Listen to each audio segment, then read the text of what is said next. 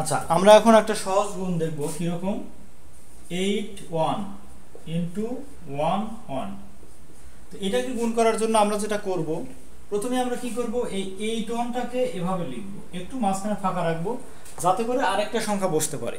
এখন আরেকটা সংখ্যা যে বসবে সেটা কি বসবে, সেটা হলো এই সংখ্যা দুইটারই যোগফল। তাহলে 8 আর 1 যোগ করলে কি হবে, 9। তাই এটাই আমাদের কিন্তু রেজাল্ট 891। 81 গুণন 11 করলে 891 হবে। আমি যদি 82 দিয়ে করি তাহলে কি 8 আর 2 আমরা এভাবে লিখব, মাঝখানে কি হবে 8 আর 2 যোগ করলে কত, 10। 10 এর 0।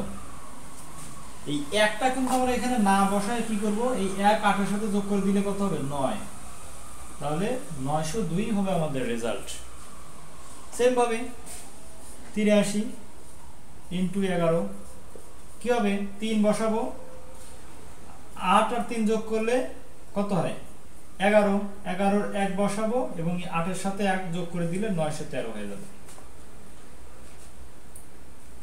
এরপর আমরা কি করব, 84 ইন্টু 11। তাহলে কি 84 4 বসবে, 8 4 12 2 হাতে 1, 8 আর 1 9, তাহলে 924।